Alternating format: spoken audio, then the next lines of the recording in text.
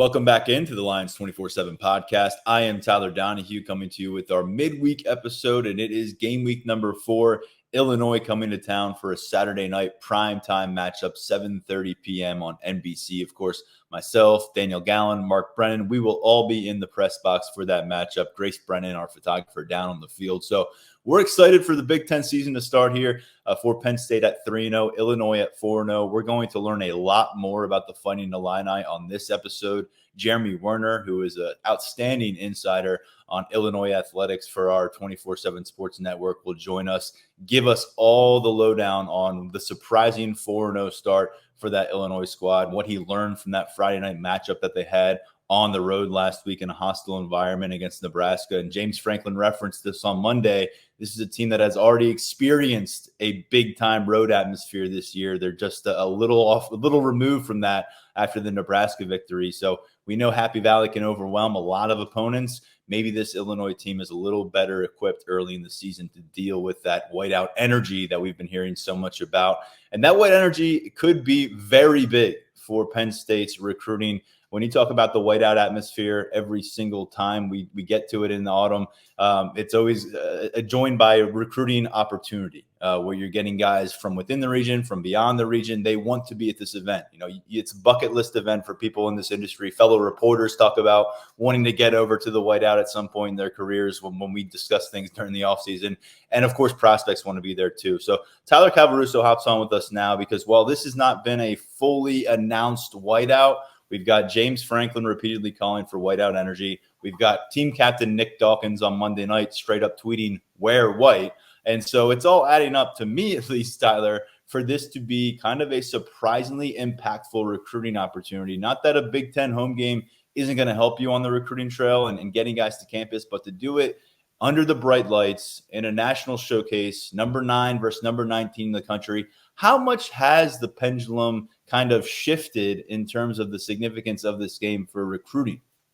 Oh, there's no doubt that it has shifted in a pretty significantly positive manner for Penn State. When you can sell and I even wrote it late last night on Tuesday night when we were talking about our first look at the visitors list. When you first looked at Penn State's schedule for the 2024 season, nothing really jumped out at you in September as a prime recruiting opportunity. Penn State hosted its fair share of quality visitors for the home opener against Bowling Green and got some quality guys back on campus for Kent State, who we'll get into in a little bit as well, no doubt about that. But, you know, Illinois being your lone September Big Ten opponent, they're coming off a 5-win season. You don't know what exactly to expect of them. It doesn't jump off the page as a big-time, prime-time recruiting opportunity for Penn State.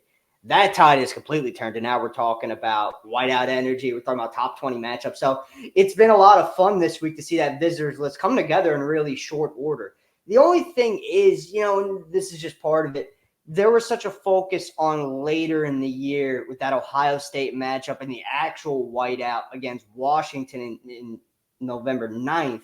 So you had a lot of guys who are already locked in for that. They're going to be at Ohio State. They're going to be at the whiteout. In some cases, they're going to be at both. You know, shifting the schedule around becomes a little bit difficult at this point. So there are some guys who wanted to make it to campus this weekend who aren't going to be able to make it to campus this weekend, whether they had a visit elsewhere scheduled or, you know, just plans that prevented them from getting to campus on short notice. But either way, no matter how you slice it, even when you take that into account, this has developed into a much bigger than expected recruiting opportunity for Penn State, and obviously a welcomed one at that.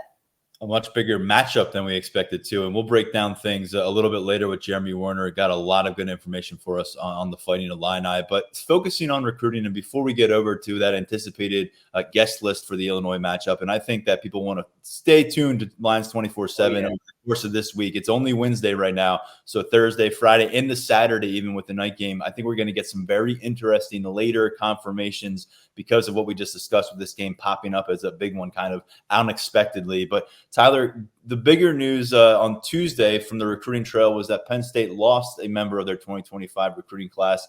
Florida defensive back Antonio Branch makes his move over to Colorado's recruiting class. He flips over to the Buffaloes after spending last weekend in Boulder, watching Colorado prevail over Baylor in what was a remarkable finish for that game in overtime. And so what do we make of this move for Antonio Branch? How do you see it develop, and ultimately, why do you think it happened?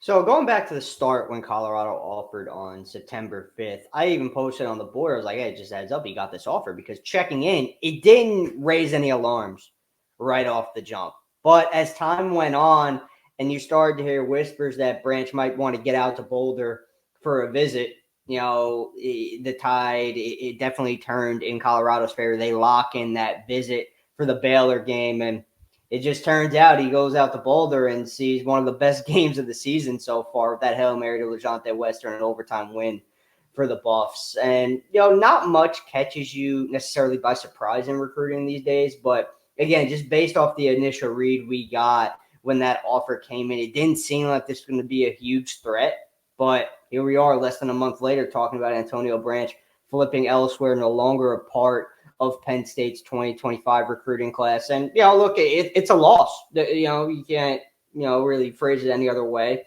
Penn State liked his skill set. They like the versatility. He has cornerback ability. He has safety ability. He was one of those guys in June they wanted to lock down, and they did so.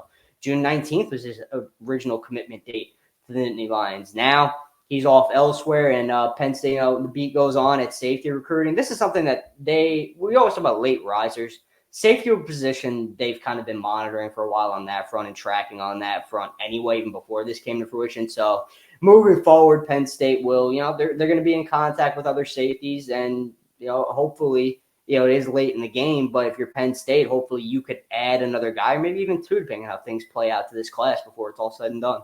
Well, as Penn State shifts focus forward, and by the way, Branch number 38 in national rankings at safety at 24/7 Sports. He's a high 3-star out of Miami Northwestern High School. But with him out of the mix now, Mr. Calvaruso, you've got other options to explore. This is a pretty full recruiting class. It's just about there, but they've got more bodies to add. And now at defensive back, safety specifically, it seems there is another player that's a bit of a tangled web involving Colorado, Penn State, and another Big Ten school.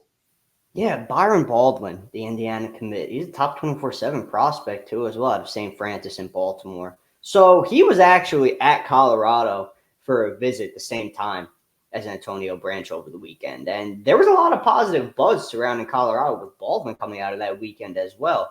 Penn State offered really shortly after Branch decided to flip. And, they've been monitoring for a little bit. And I got the chance to see Baldwin at Under Armour Baltimore in May, and he had a really, really good day. I actually got the chance to talk to him that day as well. And he was pretty firm with his Indiana commitment at that point. But now you're starting to see more bigger, or quote unquote, bigger offers come in. Penn State, he's picking up a few others over time since the beginning of his senior season. He's a really quality prospect, so it's understandable that Anthony Poindex's interest is peaked, and those two are working on a date for Baldwin to get to campus for a visit potentially. Will that come together? We'll see. You never know exactly which direction things are going to go with commits, with prospects who are committed elsewhere, because they could wake up one morning and decide, hey, look, I've been locked in with this school for X amount of time. Even with all this new interest, I want to lock things down, stick with them. Or you have a polar opposite situation where a guy wants to get out, take more visits before signing. Is Baldwin going to fall into that category? Penn State's hoping so, because they want to get him on campus. Indiana, by the way, who he's committed to, they're a bit of a surprise at 4-0 that they haven't played much of anyone to this point. Their schedule is going to get a little bit more interesting as Big Ten action heats up. But Colorado popping up here once again. But he will be in Beaver Stadium, so we'll have a nice opportunity to go back-to-back weeks, kind of measure up those two experiences, and then kind of readdress how he feels about the Indiana Hoosiers commitment at the end of the day. There is another new 2025 offer that I wanted to get into with you, Tyler, because we are now at the point of the calendar. We're deep into September. Senior film's been sent out by a lot of these guys. You're going to have 3, 4, 5 games accrued by now, depending on where you're playing your high school ball across the country. And Chaz Coleman out of Ohio is one of those later offers that just went out for Penn State. Talk us through the process, where his position future lies, and ultimately why we should take note of any offer that comes moving forward less than 3 months shy of signing day. Penn State likes as an edge. I think edge is going to be where he lands at the next level. I think that's probably the highest upside projection for him. Frankly, watching his film, doing some digging into his athletic background, some of his previous testing numbers, I think he has a very good chance to end the cycle as a 4-star prospect. I really like Chaz Coleman. There are a lot of other programs that are starting to like Chaz Coleman, who does a little bit of everything for Warren G. Harding over in Ohio. He plays both sides of the ball. He's just really an athletic kid, and the size checks out, man. He's around 6'5", 225, a frame to add a lot more good weight. That plays in a big part, I think, into the edge projection. From the Penn State perspective, Deion Barnes, look at him as a potential pass rusher at the next level. I think if Ohio State were to jump in with an offer for Coleman, that would be pretty significant and one of those offers that kind of dictates the direction of the recruitment moving forward. But Penn State, many other Power 4 programs sniffing around. Penn State goes on the offer. Now the next step is getting Coleman to campus for a visit. Is that something that's going to come together for the Nittany Lions? We'll see. But another deal, just like Baldwin, they want to make that happen. And before I wanted to mention this with Baldwin, just pop back in. Ola Adams, who was at Penn State, played a huge part in Indiana getting Baldwin on board. And there was contact between those two while Adams was at Penn State. So there's already a little bit of familiarity with Poindexter and the staff stemming from that relationship. So that could be something that stands out to me that could kind of only help Penn State moving forward. Even though Adams is obviously in Bloomington now and not at Penn State, those pre-existing relationships that were formed with other members of the staff, that helps Penn State. Tyler, when we look toward this upcoming weekend, we know it's a big opportunity. But last weekend, although it wasn't a sexy matchup against a really struggling Kent State squad, but a 56-0 win for Penn State. They looked good in a lot of areas while doing it. So the prospects who were in attendance probably walked away with a pretty positive impression. And I know that we've caught up with several of them over at Lions247.com. You've got 3 that you wanted to get to. You can address them in any order here. But who left the Kent State game maybe feeling the warm and fuzzies about this Penn State team? Elias Koch's the big one. 4-star wideout from Harrisburg. We already got the 2 Harrisburg guys on board, Messiah Mickens, Kevin Brown. And, could Koch be the third? I don't think it's a crazy thought. I think it's definitely within the realm of possibility. You talk to people familiar with the recruitment, you ask around. There's a lot of good feelings around Koch potentially landing at Penn State sooner rather than later. So that's one we're keeping a really close eye on moving forward. Kobe Sarkodie, who's a hybrid linebacker safety from Maryland. He was back on campus. He's had an offer from Penn State for more than a year now, and he had some pretty strong feelings about the visit that he shared with our guy Brian Doan over on Lions 24/7. He's pretty telling about his level of interest in the Nittany Lions right now, so I definitely suggest checking that out. And Chase Jeter, the cornerback from Virginia, who we talked about leading into the week, got his offer from Penn State earlier in the month, made it to campus almost exactly 1 week later. And, that always speaks to a prospect's level of interest. And he kind of just wanted to see what a game day atmosphere inside Beaver Stadium was going to be like. Wanted to see that defense up close. All of that was fulfilled, and he had a good visit. So 3 positives stemming from that Kent State game. Koch's been an interesting one to track. 2 summers ago, we got a firsthand look at him lighting up 7-on-7 tournament here in Happy Valley. He walked away with a Penn State offer that day. He got a big hug from James Franklin before he left campus. And since then, 2 of his teammates have jumped on board, as you said, in that 2026 cycle. And running back Messiah Mickens and offensive lineman Kevin Brown. We'll see if maybe he is another Harrisburg member to hop on board for that 2026 class as things move forward. Looking ahead to Saturday, again, stay tuned to Lions247.com. Our VIP subscribers will be well informed about who's making it to campus. This is a list that will grow. But I asked you to pick 3 names to spotlight for us here on the podcast in previewing out that list. I know that's a tough task because it's a pretty darn good collection already at this stage of the week. But who are those 3 names?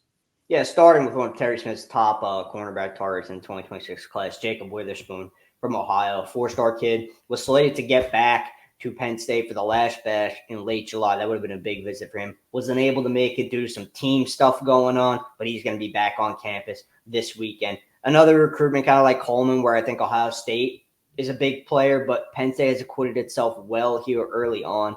Witherspoon likes the Nittany Lions. He's been around a couple different times. He's going to get a closer look, really his first look at Tom Allen's defense on Saturday. Madden Williams from St. John Bosco out in California is a wide receiver Penn State fans need to know.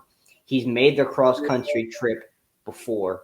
He visited during the spring. He's going to be making it again on Saturday. Penn State already has 2 talented 2026 wideouts on board. Jasir Rogers from Appoquinimink in Delaware, LeVar Keys from DeMatha, who I saw over the weekend. He had himself a nice game against Roman Catholic from Philly. Williams, he's among that group of wideouts that Penn State is monitoring and remaining in contact with as they look to add talent at that position in the 2026 class. And then rounding things out in the 27 class, Penn State is going to keep getting Khalil Taylor, a top 100 wideout out of Seton LaSalle in Pittsburgh, back to campus. He's going to be back this weekend. He's still planning on returning for the whiteout in November. So that will be, assuming all those visits come together as planned, 3 trips to State College this fall for Taylor. It's very clear to him that he's a priority for this staff, and I think he's got a pretty high level of initial interest in the Nittany Lions. So those are the 3 standing out to me right now. It was kind of tough to pick just given the quality of the list that we've tossed together so far, and I anticipate more quality names being added. So we'll see. We'll be tracking it over on our end, that's for sure. It seems like every time I check our website or check our message board, you or Brian Doan are popping up with a new confirmation, and it's a pretty significant one for this game. Again, just really kind of accelerating what we thought Penn State might be able to accomplish in Beaver Stadium this year because of how this matchup has set up. 3 straight home games. There's going to be a 4th straight next week with UCLA. So we'll talk to you again on the podcast next week about who to look forward to. But I encourage everyone, Lions247.com is where you're going to find the latest in the recruiting updates entering this weekend, coming out of this weekend. Tyler Cavaruso does great work. Thanks for hopping on the podcast with us. Thanks, man. Appreciate it.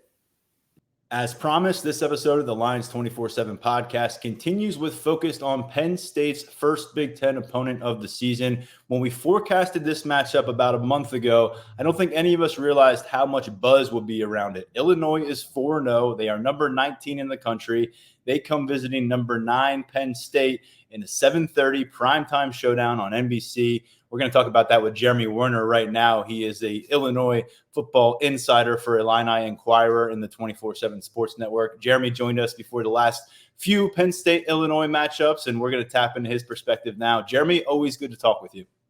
Good to see you, Tyler. And yes, a little surprising that this is such a big matchup, the NBC matchup, and a ranked battle of 2 top 20 teams. But Illinois has earned that, and obviously Penn State, I think, is eager to test themselves against another Big Ten team after playing a couple MAC opponents. So, yeah, here we go. It's kind of the second week in a row. I'm kind of telling people, look at us covering a big game, a ranked game for Illinois in September.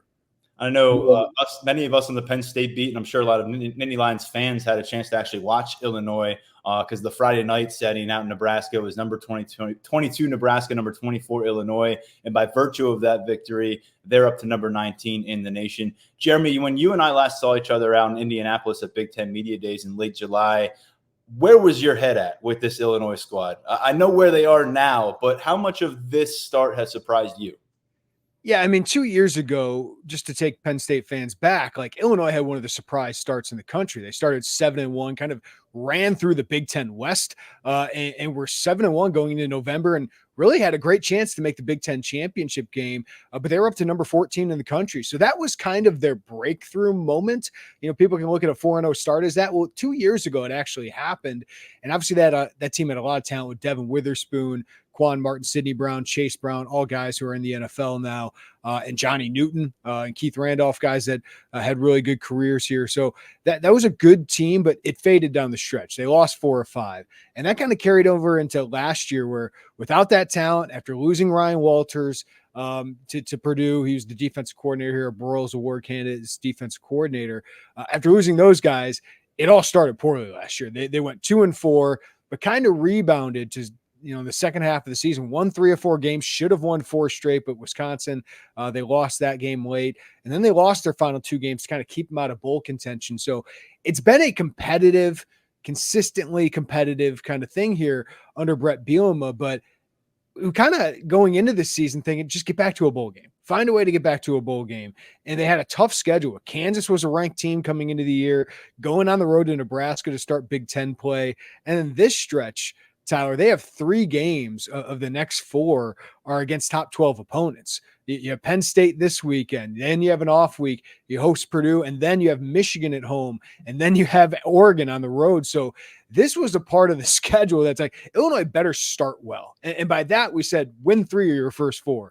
Well, they won 4 of them and beat a Kansas team that is not as good as we thought, but still was a ranked team at the time.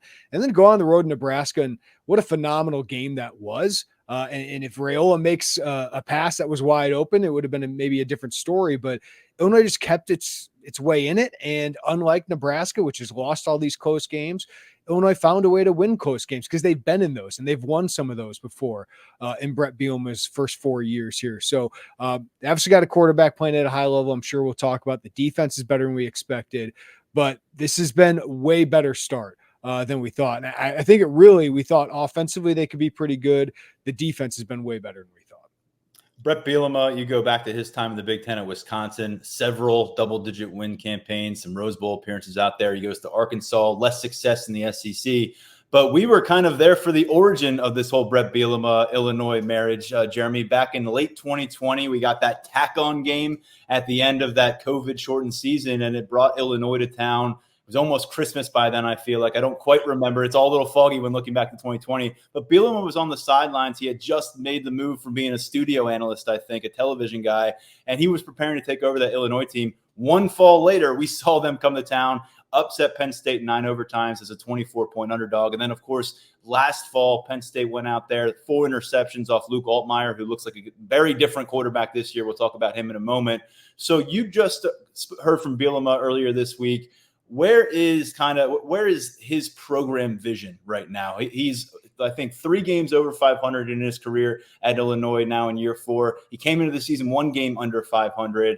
What do you make of where he's brought the program and really what's going to be the defining factors of this Saturday and the following 7 matchups in the regular season? Well, when Illinois hired Brett Bielema, it was really, from what we understand, between him and Lance Leipold, 2 pretty good candidates, it turns out to be. But what Josh Whitman, the Illinois athletic director, really liked about Brett Bielema was his experience at programs that kind of went from bottom tier programs to really respectable, consistently sustaining success programs. He worked under Bill Snyder at Kansas State, right? And what he did, he worked under, or he coached under Hayden Fry at Iowa, who built that thing. And then he coached under Kirk Ferentz, who continued that thing. And then obviously with Barry Alvarez at Wisconsin, fans might not know this now, but if you were in the 80s and 70s, Wisconsin football was bad. And Barry Alvarez turned all of that around. So Illinois wants to be what Iowa and Wisconsin are. We understand, like, Ohio State, Michigan are another level. Penn State obviously is at another level. USC has a different level of history. Oregon right now is at a different level. But can you just be sustained success and be in the conversation to be a top half Big Ten team every year? And now we're starting to look at it like if Illinois wins 8 games here, Tyler, like that's 2 out of 3 years Illinois has done that. So it was always going to be a developmental program, right? Like Illinois is not going to go win a bunch of 4- and 5-star battles right now. It just doesn't have that brand. But what Bielema has done is found good fits. And then now he's hitting the transfer portal really well. Like Illinois had by far its best transfer class. They went and got Tommy DeVito after his first year. Then he went and got Luke Altmaier. So they did well with quarterbacks, but now he's got 2 starting tackles. It's hard to find starting tackles who are good and probably NFL players. He did that with J.C. Davis and Melvin Priestley. He went and got Dennis Briggs Jr. out of Florida State, who's playing at a high level right now. He went and got 2 cornerbacks, including Terrence Brooks, who's a starter at Texas, and then Zachary Franklin, who is the NCAA's active leader in receiving yards. He went and got him. So those guys have all played a huge role in Illinois being able to replace a lot of the NFL talent that they have developed and lost the last couple years. But, for Brett Bielema, this is really a legacy job because Arkansas, he got fired. It's the first time he's ever been fired in his life. Obviously, Wisconsin, he's the guy after the guy, right? So a lot of people will think like, he just took the baton from Barry Alvarez and he didn't build that. I think he wanted to go to Arkansas and show he could do it at the highest level by himself. Well, Illinois, if he's able to get Illinois to a place where Iowa or Wisconsin are, they're going to build him a statue here, right? I mean, this is a program that has not won consistently since the 80s. The last 3 decades have been really poor football with blips of success under Ron Zook or Ron Turner, or Lovie Smith had 1 bowl year. So if he can find a way to get them consistently to bowl games and every once in a while, maybe in the college football playoff conversation, then he's going to be known as the Illinois coach, as the guy That's what he's going to be known for. And I think his time with Bill Belichick in the NFL, he spent 2 years with him as an assistant coach. I think that paid off dividends as well, because he always says Illinois is getting the best version of himself. And I agree with that. He's a good coach. He's got a lot of respect, gets a lot of good coaches on his staff. Like I think Iowa or Michigan or some of these other programs would be pretty happy with the assistant coaches he puts together. But also he develops players and they play, for the most part, smart football. Coming out of that victory over Nebraska, settling into this game week now, whether it was Bielema's press conference, other conversations you've had with people within the program early this week, and just generally kind of checking the pulse of your own message board, what is the buzz like right now for Illinois heading toward this Penn State showdown? They have nothing to lose by losing this game and everything to gain, Tyler. They are 18-point underdog was the last time I saw. I will ask you about that in a moment because I was surprised by that line. But yes, 18 was what I saw. They love being the underdog. We picked against them. Everyone on my staff. We had 5 guys picked everyone on my staff. I think one beat writer here was the homer and picked Illinois to win at Nebraska. Now, I had them covering, but it was just like it's a road game. It's a tough team. We'll see if they can win that game. I thought they had a chance, but they all mention that to us. And I love that. Like they love being the underdog. So, but if they lose this game, they'll still be ranked, right? Unless they get blown out 45-0. But I still think they'll be ranked because they have 2 ranked wins already. They'd be 4-1 in the Big Ten with some quality wins. But if they win this, Tyler, this is crazy that this next sentence I'm going to say. If they win this game, they will be in the college football playoff conversation, right? Like Illinois would be in the college football playoff conversation. Now they would have a long way to go, but their path would be there with a win at Nebraska, a win at Penn State, a win over Kansas, and being 5-0 in this league. If you get to 10 wins, as Penn State fans know now, you're going to be in the college football playoff out of the Big Ten. So they still have a bunch of tough games with Oregon and Michigan still on the schedule, but they are favored to win 4 of their last 7. And one of them they're underdogs in would be at Nebraska. If you beat Penn State, you'd probably be favored in that one. If you beat Penn State, are you going to be favored at home against Michigan? Like that might change. So that's why, like, if Illinois goes into Penn State and loses and is competitive, I think most people would be like, all right, that's a tough team. That's a top 25 team.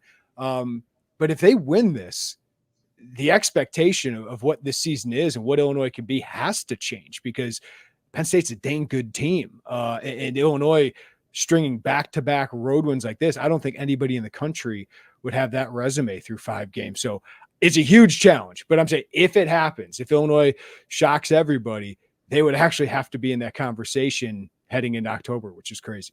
And if Illinois wins on Saturday, I'd imagine it's going to have a lot to do with what Luke Altmaier does at quarterback, Jeremy. What he did on Friday night, I think, caught a lot of people's attention, but that's kind of been who he has been in 2024. 71% completion on the season, 10 touchdowns, no interceptions. Last time we saw him play Penn State, he threw 4 interceptions, and that was a game that it felt like Penn State's offense couldn't quite put it away, but Penn State's defense never really let it get in peril last year on the road in late September.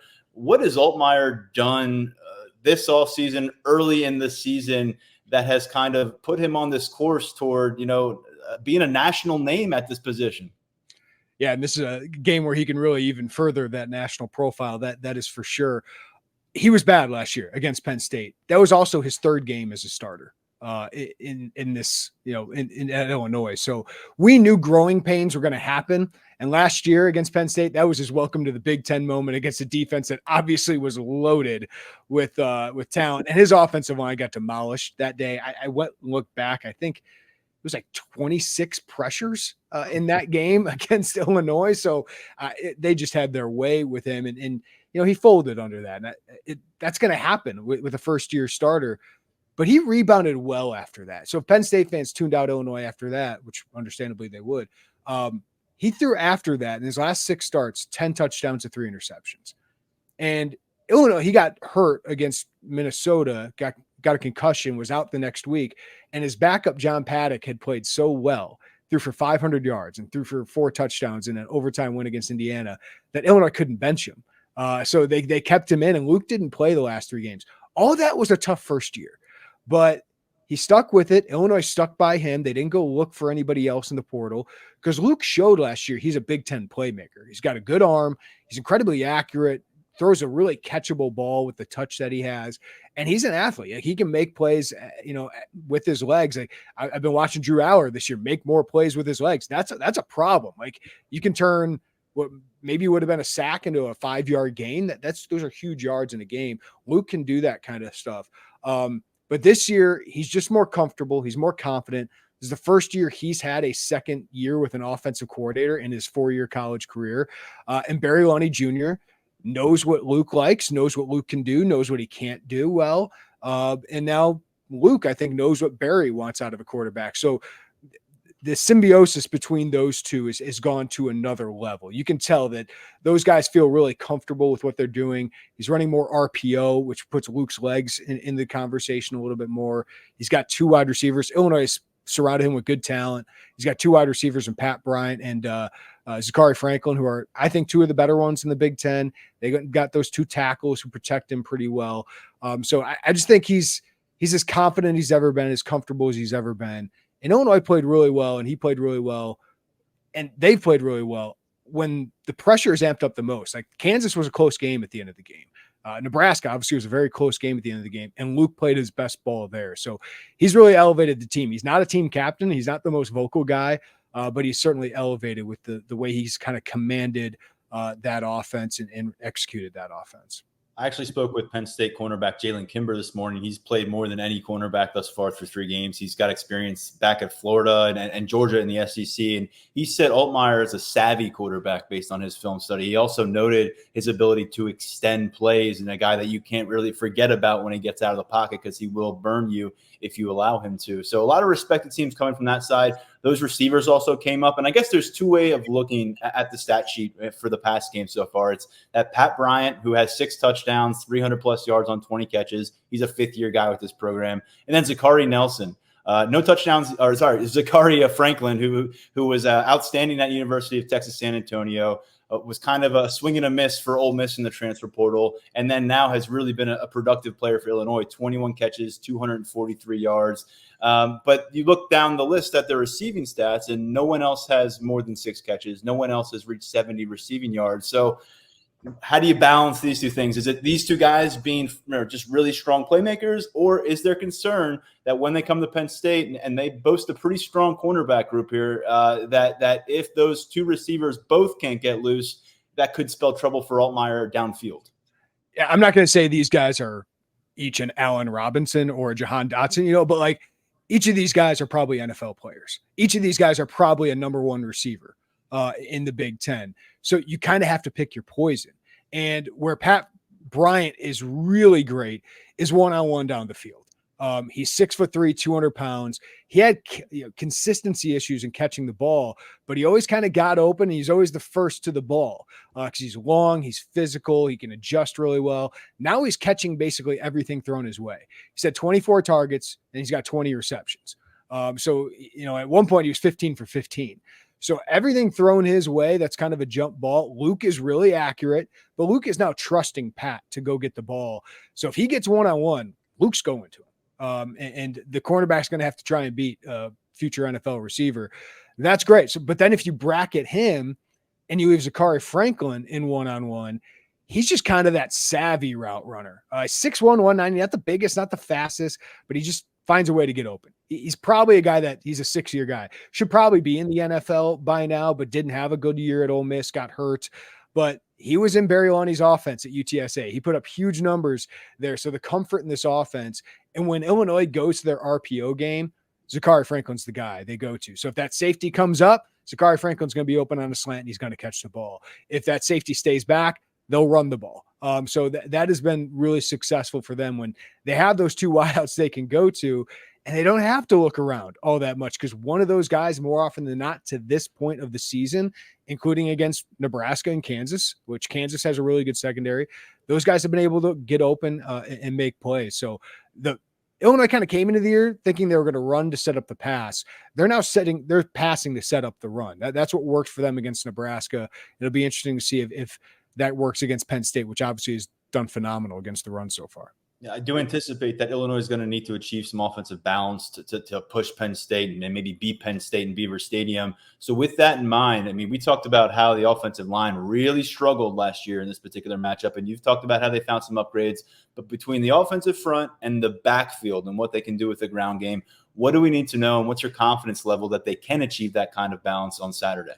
Well, I would have had no confidence after game 3 that they could run the ball. That was our big question going into Nebraska. And they didn't get off to a great start against Nebraska running the ball, but they just wore on the Cornhuskers late in that game. 129 yards rushing after halftime, 5 yards per carry. They have 4 running backs that they use. The number one guy that they use is Caden Fagan. He's 6'3", 250, really good explosive athlete. He was dancing too much the first couple games. Like, he missed some holes and missed some opportunities. It was like he was trying to hit home runs when you're 6'3", 250, your job is to hit doubles, right? And get 5 yards to 8 yards. Like, if he hits the hole at the line of scrimmage, he's probably going to get 3 or 4 yards. It's just he's that big and that strong.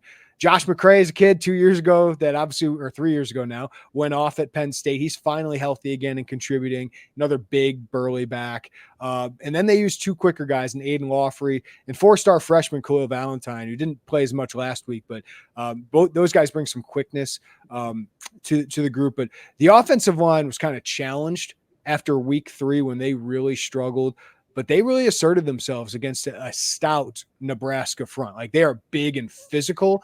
I'm really interested to see how they do against a Penn State defensive front that's quicker and athletic. Obviously, Abdul Carter is one of the best players Illinois have played all year. I'm watching the first couple games. I'm just amazed how explosive he is off the ball. But obviously, they're loaded with talent up front. So I'm really interested to see how they handle a different kind of defensive line, because Nebraska's got these burly, big guys that kind of wore down. Penn State can obviously just keep throwing waves of athletic and quick guys and strong guys as well. So they took a step forward last week in that run game. They got to continue to do that, because while Illinois, I think, is a better passing team than run team, you can wear opponents down. You can control the pace of the game if you can get that run game going off of it. Sounds like you are going to learn a lot about this offensive line on Saturday. We're going to learn a lot about this Penn State team. And I think one thing we want to check is how good is the defense? They have really played 2.5 dominant football games. Had a really rough first half against Bowling Green.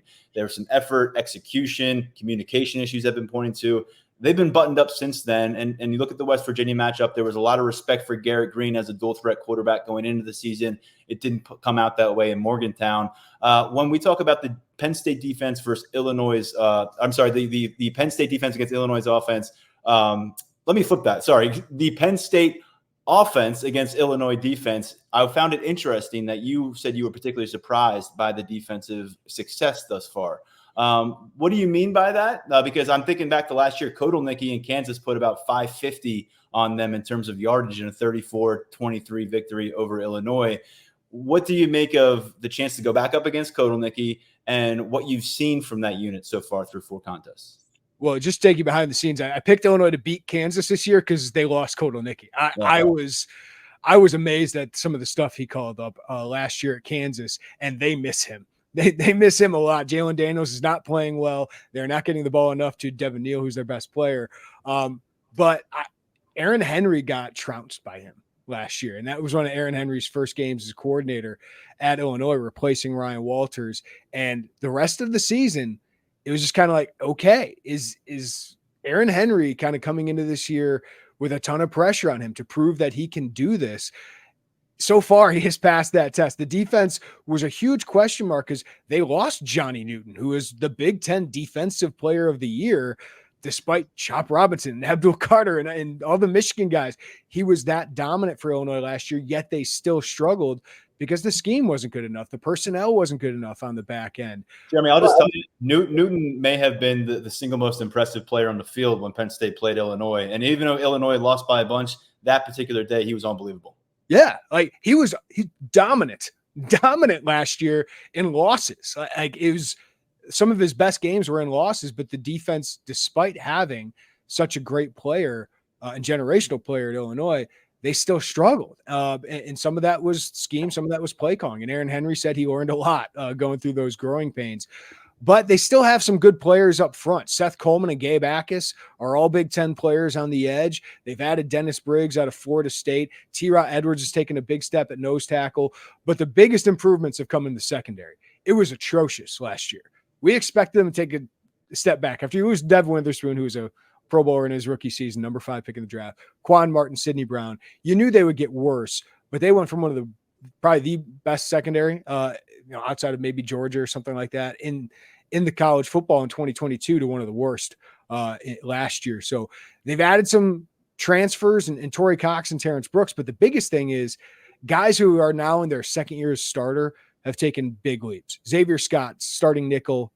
He got all Big Ten honors last year, but he's taken a huge leap. He's got 3 interceptions, a forced fumble. Miles Scott has 3 takeaways in his first 4 games. Those guys have become smarter. And just now that they've seen stuff for a year, Tyler, like they know when they read something to react right away and go make that play. Last year, they were slow to that. They didn't trust what they were seeing on the field. Now those guys trust what they see. And Illinois got more depth. They got more experience back there. So they're back to being that playmaking defense in 2022 that led the country in interceptions. Last year, they had 7 interceptions all of last season. They already have 7 interceptions through 4 games this year. So, Drew Allar doesn't make a lot of mistakes, but if he does, these guys are smart enough and react quick enough to make those plays and make them pay for it. Before we get to your forecast for this game, are there any lingering injury issues that you are monitoring this week for Illinois? Illinois has stayed really pretty healthy. They've had some issues at tight end. They lost the 4-star transfer Cole Rusk to a season-ending injury in training camp. Henry Boyer, who's their second tight end, was out. So they've been a little thin at that position, but they've used an offensive lineman. Brandon Henderson is their second tight end, and he scored a touchdown last week. 4th and 2 at the 6-yard line. They threw to Brandon Henderson. It was a huge play for them. So they've kind of gone with some of those big things, not quite the barge of 7 offensive linemen, but they have gone with some big packages like that. And then Zachary Franklin rolled his ankle. It looked like late in the game, but he came back. So it sounds like they've been pretty healthy. They've been able to stay pretty healthy through 4 games, which is half the battle for a program like Illinois that doesn't have the depth of teams like Penn State. Let's close it out this way. I'm going to pose the question to you like this. Illinois pulls off another upset in Beaver Stadium if Illinois will struggle to be competitive in Beaver Stadium and ultimately, what do you got for us as a score prediction for Saturday night? I hate that you're asking this early in the week because, last week I picked Nebraska when I kind of thought Illinois had a really good chance. Penn State's a better team, right? They're more talented, but Luke Altmaier has to outplay Drew Allar, right?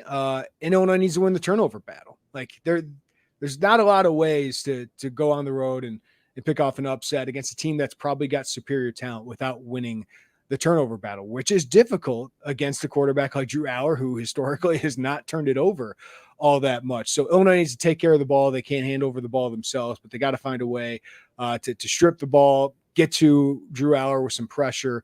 They got to find a way to do that. And the other part is the reason they won 3 years ago, and I still can't believe they won, was because they kind of controlled the pace of that game, and they were the more physical team. That proved to be the case at Nebraska. Illinois was the more physical team and just wore on the Cornhuskers late in that game. They outscored Nebraska 21-7 after halftime. That's a key. And I think for a Penn State team that, that Bowling Green game was kind of in doubt, but you knew Penn State probably would pull that off at some point. Make Penn State make some plays under pressure. That's what Illinois did with Nebraska. Nebraska didn't handle it very well because they haven't handled it well for more than a decade, but just amp up the pressure to make this a game in the fourth quarter, because Illinois has shown in those moments so far this year, they've been able to make those plays and keep the other team from doing it. So I think that's the biggest thing is to make Penn State feel pressure in their own stadium, because unlike Bowling Green, Illinois does have some playmakers and does have some next level talent that maybe they could pull it off then. Jeremy Werner did he give us a score? Oh, I didn't. I sent you guys 28-23. Maybe that's closer than a lot of Penn State fans. I do think it's going to be a game in the fourth quarter. I think Illinois has gotten to that point where most games, even last year when they were losing, Tyler, to good teams, like they kept it close and had chances to take a lead. So I think it's going to be a close game. I just think Penn State has the better athletes, especially on their defense. And I will see if Illinois can play clean football. Because if they don't, if they turn it over or have some penalties, I think it's going to be tough to overcome that against such a talented team. But I do think there's a good football team. I do think this is a team that can be around that top 25 for most of the season. So if Penn State wins by that 18-point spread, if I were a Penn State fan, I'd feel pretty good, because I do think you're playing the best football team you have so far this year. Obviously, bigger test to wait, but I think this is going to be a better game than we all expected going into the year. We've got some more content from Jeremy up at our site. I'll be hopping on his podcast. Him and I are doing some video together with the 24/7 Sports Network. So I'll see you real soon, but always a pleasure. We appreciate you hopping on. Jeremy Warner is the go-to guy on the Illinois athletic beat for the Illini Inquirer here within our 24/7 Sports Network. I'll talk to you soon. Thanks, Tyler. That's going to do it for this episode of the Lions 24/7 podcast. Big thanks to Jeremy. Big thanks before him to our recruiting insider, Tyler Cavaruso, for giving us the latest updates on the Nittany Lions recruiting trail. It's shaping up to be a really important Saturday for their opportunity to get a bunch of prospects in a whiteout energy, we're going to keep calling it, situation. For now, we're stepping aside. We are back on the practice field on Wednesday afternoon. We'll have a ton of content over at lions247.com, including our photo gallery from practice, complete report on what we witnessed during our viewing session, and additionally, we'll get a chance to hear from James Franklin and a variety of players on the field afterward as well, setting the stage for our Thursday episode, when we'll bring you everything we learned from the practice field and offer up our predictions on Penn State versus Illinois. Top 25 showdown brewing here in Beaver Stadium. It's a fun week. Glad to have you with us. For now, stepping aside, I'm Tyler Donahue. This has been the Lions 24/7 podcast.